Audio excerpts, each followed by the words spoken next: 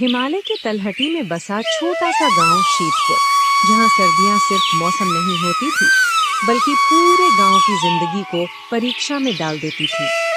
इस साल भी ठंड कुछ ज्यादा ही थी।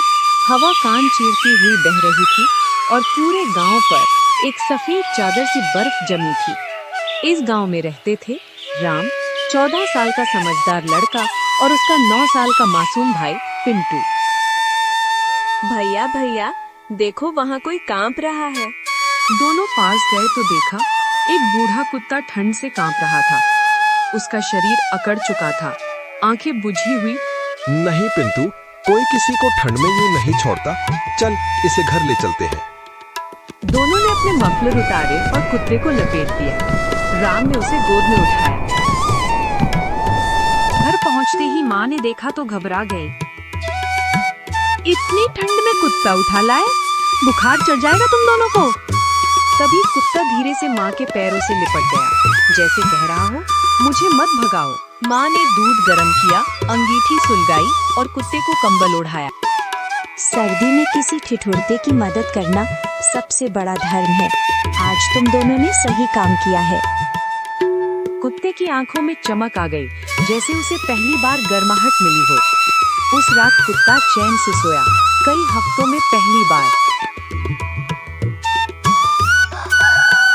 अगली सुबह स्कूल में मास्टर जी ने कहा, इस बार सर्दी ज्यादा है। गांव में कई लोग और जानवर ठंड से जूझ रहे हैं। कंबल और लकड़ियां कम पड़ रही हैं। शाम को दोनों घर पहुँचे। भैया, लोग इतनी ठंड कैसे सह रहे होंगे? हम कुछ करेंगे पिंटू, जरूर करेंगे।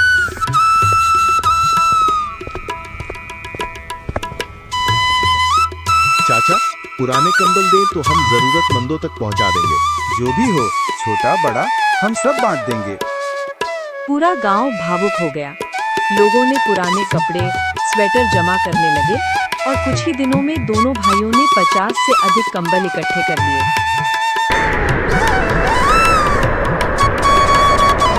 बर्फीला तूफान आने वाला है, सब लोग घरों में रहें।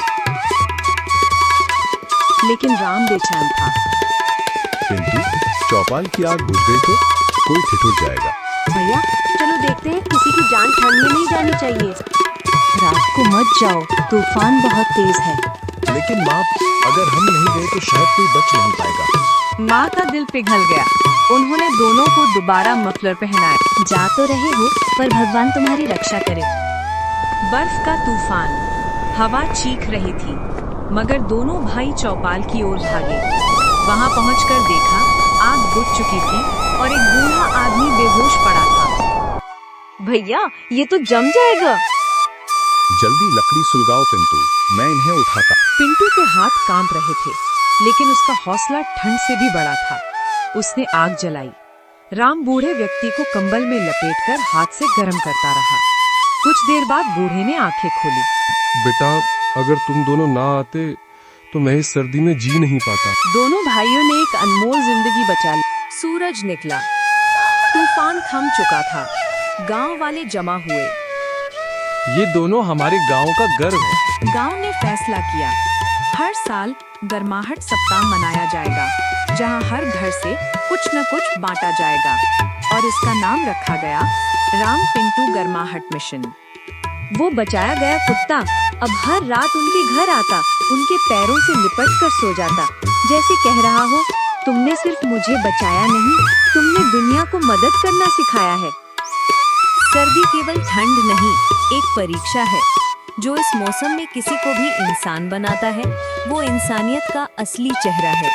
थोड़ा सा कंबल, थोड़ा सा समय किसी की पूरी जिंदगी बचा सकता है।